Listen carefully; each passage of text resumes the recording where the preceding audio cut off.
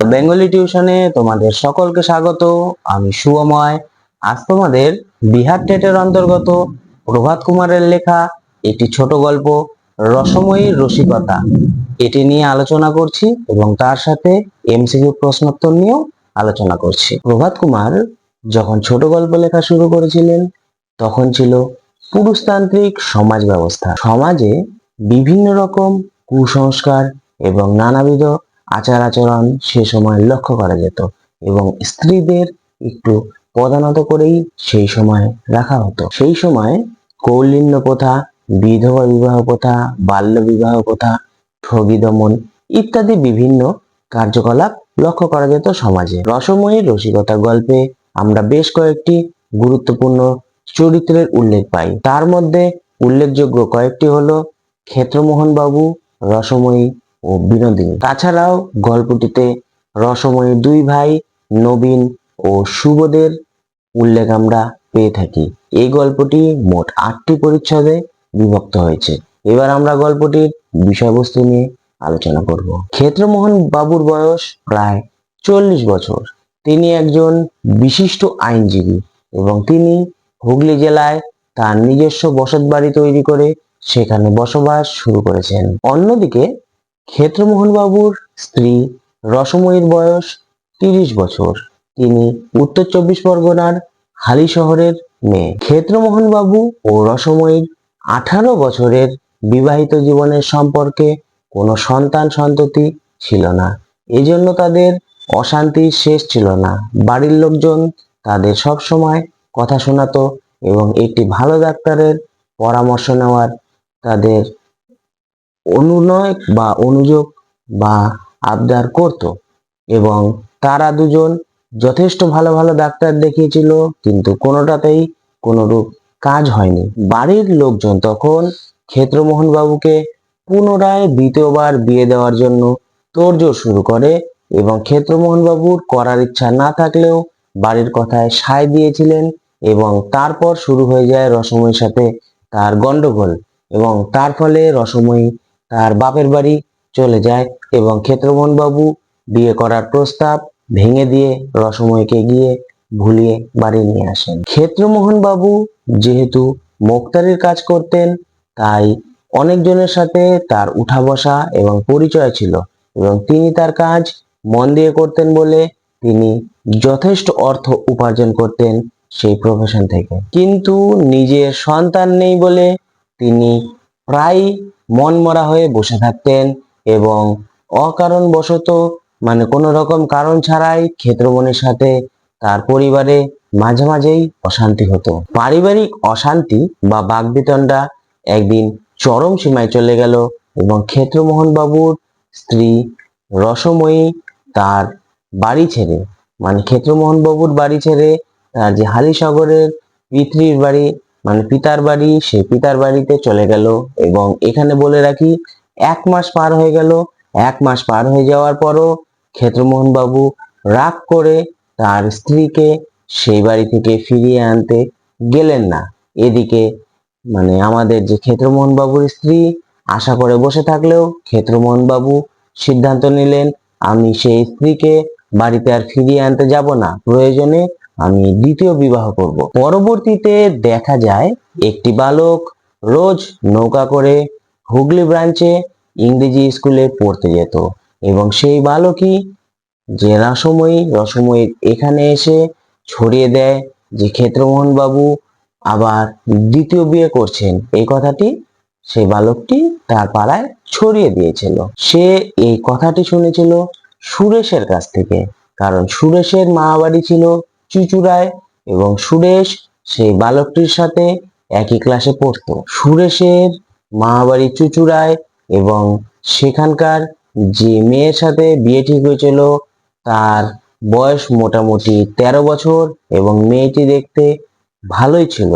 তার বাবার নাম ছিল হরিশ্চন্দ্র চাটুর্যে। রসময়ী এবং তার বান্ধবী বিনোদিনী সেই বালকটিকে ঘুড়ি এবং নাটাইয়ের লোভ দেখিয়ে চুঁচুড়ায় সেই মেয়ের বাড়িতে তাদেরকে নিয়ে যেতে বলে এবং যথারীতি বালকটি লোভে পড়ে তাদেরকে সুরেশের মা বাড়ি চুঁচুড়ায় সেই কন্যার বাড়িতে নিয়ে গিয়ে হাজির করে এবং সেখানে গিয়ে রসময়ী সেই বাড়ির লোকজনকে অশ্রাব্য ভাষায় গালিগালাজ শুরু করে এবং বলে, কোথায় সেই মেয়েটি, মেয়েটিকে বাইরে নিয়ে আসো এবং তার আমি দু চোখ গেলে দেবো, দু কান কেটে দেবো, নাক কেটে দেবো এবং দাঁত ভেঙে দেবো। এবং মেয়েটিকেও অশ্রাব্য ভাষায় গালিগালাজ শুরু করে এবং জানায় যে পৃথিবীতে কি আর কোনো পুরুষ মানুষ সে পেল না যে তার স্বামীকেই তার সাথে বিয়ে করতে হবে। এ কথা শুনে মেয়েটির মা জানায় যে সেই পুরুষের একসময় একটি বিবাহ হয়েছিল, একথা তারা জানে, কিন্তু এখন সেই বউয়ের সাথে তার সম্পর্ক নেই, এটিও তারা শুনেছে। তখন রাসমণি আরো গালিগালাজ শুরু করে। এরপরে সে মেয়ের বাড়ি থেকে রসময়ী এবং তার যে বান্ধবী, সে বান্ধবীকে পুলিশের ভয় দেখায় এবং তখন তারা সেখান থেকে পালিয়ে যায়। পরিস্থিতি একটু ঠান্ডা হওয়ায় হরিশ্চন্দ্র বাবু এবং তার স্ত্রী একটু চিন্তা করে দেখেন এবং এই বিয়েটি তারা স্থগিত করে দেন, মানে সিদ্ধান্ত নেন যে ক্ষেত্রমোহন বাবুর সাথে তারা তাদের কন্যার বিয়ে দেবেন না। এবং এই কথাটি যখন ক্ষেত্রমোহন বাবুর কানে পৌঁছায়, তিনি রসময়ীর এই কাণ্ড দেখে তিনি রাগ করেন। কাছারি থেকে ফিরে এসে ক্ষেত্রমোহন বাবু বাড়িতে বিশ্রাম নিচ্ছিলেন। এমন সময় হন হন করে রসময়ী তার কাছে এসে প্রবেশ করে। রসময়ী ক্ষেত্রমোহন বাবুর দিকে কয়েক মুহূর্তে কথা না বলে, মানে কয়েক মুহূর্ত কথা বলেনি, খালি চোখ বড় বড় করে ক্ষেত্রমোহন বাবুর দিকে তাকিয়ে থাকে এবং ক্ষেত্রমোহন বাবু তখন তাকে জিজ্ঞাসা করে কি করতে তার এখানে আগমন হয়েছে। তার উত্তরে আমাদের যে গল্পের নায়িকা রসময়ী, সেই রসময়ী জানায় একটা শ্রাদ্ধের আয়োজন করতে হবে। তিনি বেঁচে থাকতেও তার লজ্জা করলো না হরিশ্চন্দ্র মুখুজ্জের 13 বছরের মেয়ের সাথে তার বিয়ে ঠিক করেছে। এই খবর শুনেও তো রসময়ী লজ্জা পেয়ে গেছিল, আর এই কাজ করতে ক্ষেত্রমোহন বাবুর একটুও লজ্জা করলো না। ক্ষেত্রমোহন বাবু তখন রসময়ীকে বলে যে তাহলে দুটো শ্রাদ্ধের ব্যবস্থা করো।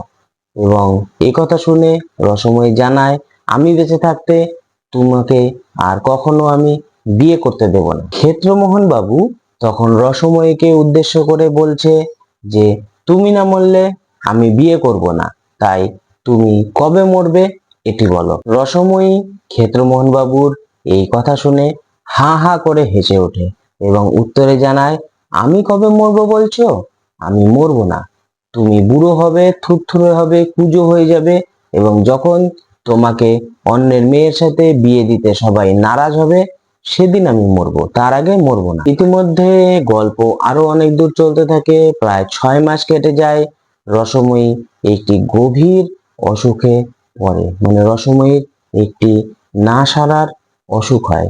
ক্ষেত্রমোহন বাবু যথেষ্ট চেষ্টা করে রসময়ীকে ঠিক করার এবং তার চিকিৎসার কোন রকম ত্রুটি ক্ষেত্রমোহন বাবু করেনি। রসময়ীকে যথাসাধ্য বাঁচানোর চেষ্টা করলেও শেষ পর্যন্ত রসময়ীকে বাঁচানো সম্ভব হলো না, তিনি মারা গেলেন। গঙ্গার তীরে নিয়ে গিয়ে যখন ক্ষেত্রমোহন বাবু রসময়ীর মুখাগ্নি করলেন, রসময়ীর সাথে এত ঝগড়া, এত বাকবিতণ্ডা হওয়া সত্ত্বেও রসময়ীকে ক্ষেত্রমোহন বাবু এতটাই ভালোবাসতেন যে তার মৃত্যুতে তিনি অঝরে কাঁদতে লাগলেন।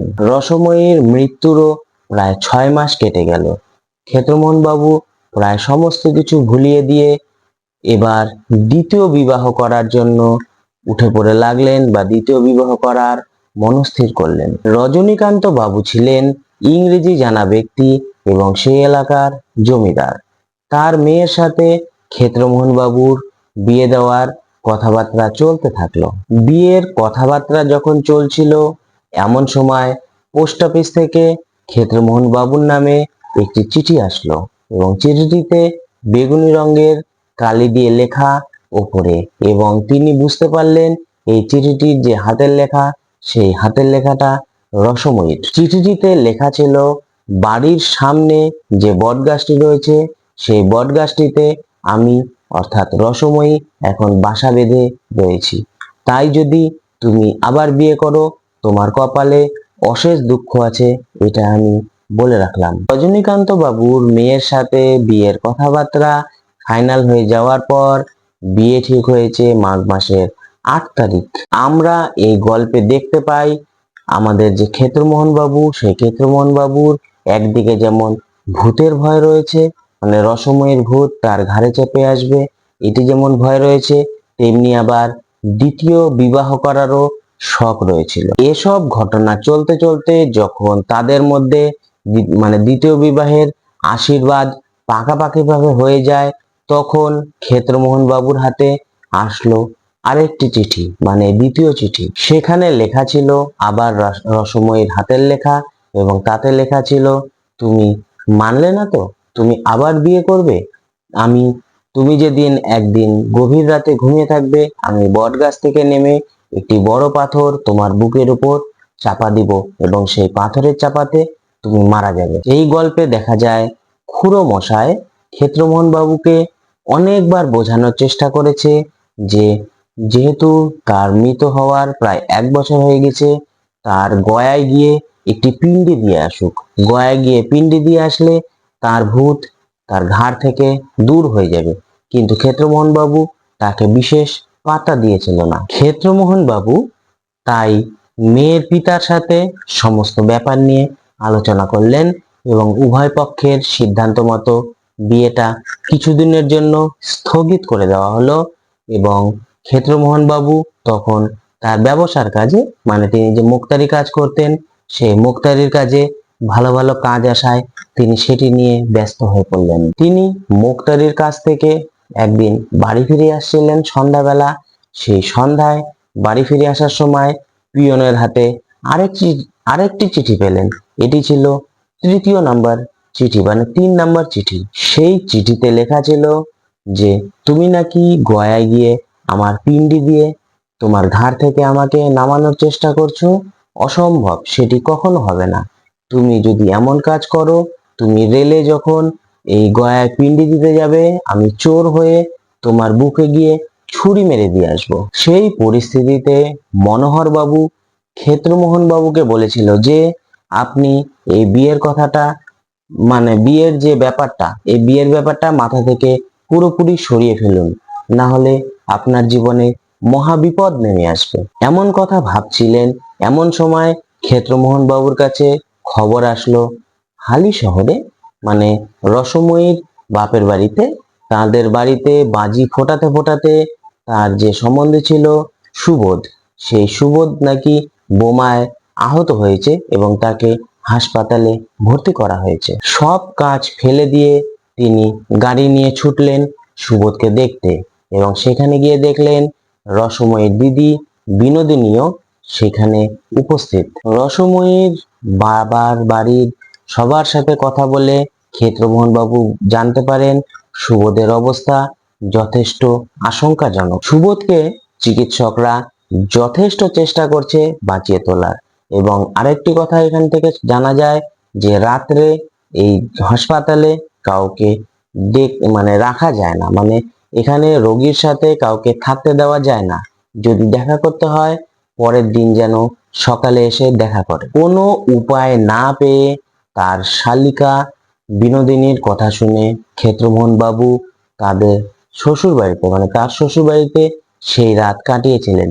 এবং পরদিন ভোরবেলা উঠে দেখতে পান লাল পাগড়ি পরা পুলিশ তার শ্বশুর বাড়ি ঘিরে রয়েছেন। পুলিশের কাছে নাকি খবর ছিল এই বাড়িতে বোমা তৈরি করা হয়, তাই পুলিশ এই বাড়ি তল্লাশি করার জন্য ঘিরে রয়েছিলেন। পুলিশ তদন্ত করে সেই বাড়ি থেকে বোমা বা অন্যান্য বারুদ জাতীয় কোনো কিছুই খুঁজে পেলেন না। কিন্তু সেই বাড়ি থেকে বেরোলো গুপ্ত পঞ্জিকা, কাশিদাসী মহাভারত এবং হিন্দু সংস্কার মালা ইত্যাদি আরো যাবতীয় বিভিন্ন মানে পত্র পত্রিকা। আর বিনোদিনীর যে বাক্স, সেই বাক্স থেকে বেরোলো কয়েকটি চিঠি, লেখা চিঠি এবং কয়েকটি সাদা খাম। একজন পুলিশ কর্মী উঠোনে সেই সমস্ত জিনিসগুলো রেখে একটি তালিকা তৈরি করছিলেন। তখন ক্ষেত্রমোহন বাবু দেখতে পেলেন যে সেখানে কতগুলি খাম এবং চিঠি রয়েছে, এবং যেই খাম এবং চিঠিগুলি রয়েছে সেগুলি একের পর এক ক্ষেত্রমোহন বাবুর কাছে আসতো, মানে পোস্ট অফিস মারফত। একখানা চিঠিতে লেখা ছিল যে গয়ায় পিণ্ডি দান করলেই তুমি ভেবেছো যে আমি তোমার ঘাড় মটকাতে পারবো না, বামুনদাসী হয়ে আমি তোমাকে খুন করব। আরেকটি চিঠি ক্ষেত্রমোহন বাবু উঠিয়ে পড়ে দেখলেন, সেটাতে লেখা ছিল, শুনেছি কাল তোমার বিবাহ, তুমি তাও শুনলে না আমার কথা। ঠিক আছে, বাসর রাতে আমি তোমার ঘরে আগুন জ্বালিয়ে দেব এবং তোমার স্ত্রীকে আমি পুড়িয়ে মারব। আসল কথা হলো, রসময়ী যে ক্ষেত্রমোহন বাবুর দ্বিতীয় বিবাহতে কোনো মতেই রাজি ছিল না, সেটা এই চিঠিগুলি পড়ে স্পষ্টতই বোঝা যাচ্ছে। রসময়ীর মতো যেন আর কোনো মেয়ের এরূপ দুরবস্থা না হয়, এই জন্য রসময়ী অদৃষ্টে থেকেই সংগ্রাম চালিয়ে যাচ্ছিল। এভাবে আলোচ্য গল্পে ধরা পড়েছে পুরুষতান্ত্রিক সমাজ ব্যবস্থার বিরুদ্ধে নারীদের প্রতিবাদ। গল্পটির একদম পরিশেষে, মানে একদম সমাপ্তিতে আমরা দেখতে পাই ক্ষেত্রমোহন বাবু বিনোদিনীর কাছে জিজ্ঞাসা করলেন যে এগুলি কি, এবং তিনি তখন জপমালা জপ করছিলেন বসে বসে। বিনোদিনী তুলসী তলায় বসে জপ করতে করতে সমস্ত কিছু দেখতে থাকলেন এবং গল্পটি এভাবেই শেষ হয়ে গেছে। এটা ছিল গল্পের বিষয়বস্তু। এবার আমরা এমসিকিউ প্রশ্নোত্তর নিয়ে আলোচনা করব। ক্ষেত্রমোহনের স্ত্রীর নাম কি? অপশনগুলি হলো রাসমণি, রসময়ী, রসকুমারী। সঠিক উত্তর রসময়ী। ক্ষেত্রমোহন কোন জেলায় থাকিয়া পয়সা উপার্জন করেন? অপশনগুলি হলো হুগলি, কলকাতা, হাওড়া। সঠিক উত্তর হুগলি। রসময়ীর ভয়ানক বিপ্লবের ফলে ক্ষেত্রমোহন গৃহ ছেড়ে কোথায় চলে গেলেন? অপশনগুলি হলো কালীশহর, বালিশহর, হালিশহর। সঠিক উত্তর হালিশহর। হালিশহর গ্রামটি কোথায়? অপশনগুলি হলো হাওড়ার অপর পার, কলকাতার অপর পার, হুগলির অপর পার। সঠিক উত্তর হুগলির অপর পার। রসময়ীর দিদির নাম কি? অপশনগুলি হলো নন্দিনী, বিনোদিনী, আনন্দিনী। সঠিক উত্তর বিনোদিনী। রসময়ীর পিত্রালয়টি কোথায়? অপশনগুলি হলো চৌধুরীপাড়ায়, রায়চৌধুরীপাড়ায়, মুখুজ্জেপাড়ায়। সঠিক উত্তর চৌধুরীপাড়ায়। রসময়ীর দুই ভাইয়ের নাম কি? অপশনগুলি হলো মলিন ও অনিল, নবীন ও সুবোধ, নবীন ও সুবীর। সঠিক উত্তর নবীন ও সুবোধ। সুরেশের মামার নাম কি? অপশনগুলি হলো হরিশ্চন্দ্র চাটুর্যে, গৌর হরিশ্চন্দ্র, নরহরিশ্চন্দ্র মুখুর্জে। সঠিক উত্তর হরিশ্চন্দ্র চাটুর্যে। ক্ষেত্রমোহন চক্রবর্তী পেশায় কি করেন? অপশনগুলি হলো ওকালতি, মাস্টারি, মোক্তারি। সঠিক উত্তর মোক্তারি। ইংরেজি জানা ব্যক্তিটির নাম কি? অপশনগুলি হলো রজনীবাবু, যামিনীবাবু, জগমোহনবাবু। সঠিক উত্তর রজনীবাবু। ক্ষেত্রমোহনের বিবাহের দিন স্থির হইয়াছিল কবে? অপশনগুলি হলো 10ই ফাল্গুন, 9ই ফাল্গুন, 8ই ফাল্গুন। সঠিক উত্তর 8ই ফাল্গুন। ক্ষেত্রমোহনবাবুর বিয়ের কয়দিন বাকি ছিল? অপশনগুলি হলো 5 দিন, 6 দিন, 7 দিন। সঠিক উত্তর 5 দিন। মনোহরবাবু কি করেন? অপশনগুলি হলো ওকালতি, ডাক্তারি, মাস্টারি। সঠিক উত্তর ওকালতি। সোনার চশমা পরা লোকটির নাম কি? অপশনগুলি হলো মনোহরবাবু, হরিহরবাবু, নরহরিবাবু। সঠিক উত্তর মনোহরবাবু। মাদাম ড্যাশ লেখা বইটির নাম কি? অপশনগুলি হলো আইসিস ভেল্ড, আইসিস নোভেল্ড, আইসিস অ্যাভেল্ড। সঠিক উত্তর আইসিস অ্যাভেল্ড। দোল উপলক্ষে বাজি পোড়াইতে গিয়ে বোমা ফুটিয়ে কে আঘাতপ্রাপ্ত হইয়াছে? অপশনগুলি হলো ছোট সম্বন্ধী সুভাষ, ছোট সম্বন্ধী সুবীর, ছোট সম্বন্ধী সুবোধ। সঠিক উত্তর ছোট সম্বন্ধী সুবোধ। আদি দেবতা শিবের অপর নাম কি? অপশনগুলি হলো ভূতনাথ, ভোলানাথ, ভূদেরনাথ। সঠিক উত্তর ভূতনাথ। ভূত শব্দের অর্থ কি? অপশনগুলি হলো প্রাচীন, পৌরাণিক, অতীত। সঠিক উত্তর অতীত। রহস্যময়ী গল্পে লেখক কিসের কথা বলেননি? অপশনগুলি হলো ভূতের, আত্মার, প্রেতের। সঠিক উত্তর ভূতের। চন্দ্রমোহনের হাতে পরপর কয়খানা চিঠি এসেছে? অপশনগুলি হলো 2খানা, 3খানা, 4খানা। সঠিক উত্তর 3খানা। রহস্যময়ীর রসিকতা গল্পটি আদ্যন্ত কি বর্ণনা রয়েছে? অপশনগুলি হলো করুণ রস, হাস্যরসাত্মক, বেদনাময়। সঠিক উত্তর হাস্যরসাত্মক। হরিশ্চন্দ্র বাবুর বাড়িতে কে প্রথমে কথাবার্তা বলেছিল? অপশনগুলি হলো সুরেশ, বিনোদিনী, ক্ষেত্রমোহন। সঠিক উত্তর বিনোদিনী। রসময়ীর রসিকতা গল্পের সঙ্গে রবীন্দ্রনাথের কোন গল্পের মিল আছে? অপশনগুলি হলো কঙ্কাল, জীবিত মৃত, ক্ষুধিত পাষাণ। সঠিক উত্তর কঙ্কাল। রসময়ী হলেন একজন, অপশনগুলি হলো শিক্ষিতা, স্বল্প শিক্ষিতা গ্রাম্য মহিলা, শহুরে মহিলা। সঠিক উত্তর স্বল্প শিক্ষিতা গ্রাম্য মহিলা। রসময়ীর রসিকতা গল্পটি কত সালে কোন পত্রিকায় প্রকাশিত হয়?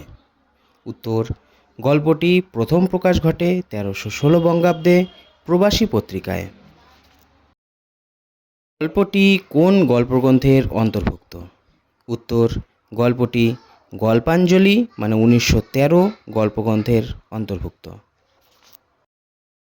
এই গল্পটি কোন ধরনের গল্প? উত্তর গল্পটি কৌতুক রসাশ্রিত আদ্যন্ত হাস্যরসাত্মক গল্প। রসময়ীর রসিকতা গল্পটিতে কটি পরিচ্ছেদ আছে? উত্তর গল্পটিতে 8টি পরিচ্ছেদ আছে। গল্পটির শেষ লাইনটি উল্লেখ করো। উত্তর গল্পটির শেষ লাইনটি হলো ক্ষেত্রমোহন বলিলেন, ঠাকুরঝি এসব কি?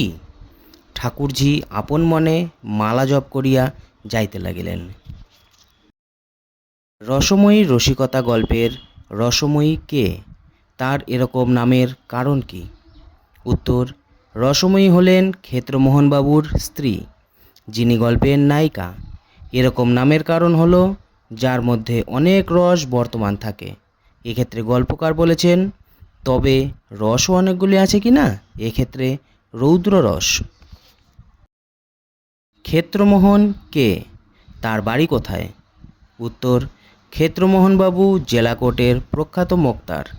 তার আদি বাড়ি হুগলিতে ছিল না, ছিল পয়সা উপার্জনের জন্য হুগলিতেই বাড়ি করে তিনি বসবাস শুরু করেন। রসময়ীর পিত্রালয় কোথায়?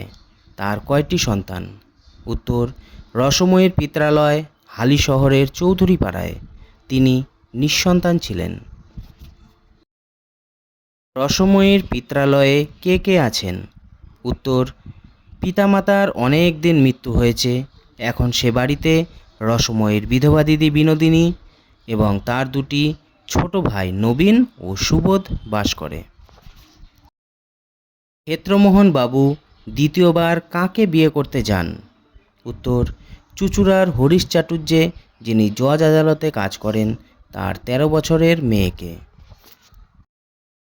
রসময়ীর মৃত্যুর পর তার মুখাগ্নি করে কে? উত্তর, রসময়ী নিঃসন্তান হওয়ায় তার স্বামী ক্ষেত্রমোহনবাবু মুখাগ্নি করেছিলেন। রসময়ীর মৃত্যুর কতদিন পর ক্ষেত্রমোহনবাবু কাকে বিয়ে করার জন্য মনস্থির করেন? উত্তর, রসময়ীর মৃত্যুর 6 মাস পর ক্ষেত্রমোহন নিজে হুগলির ইংরেজি জানা রজনীকান্ত ঘোষালের মেয়েকে দেখে পছন্দ করেন।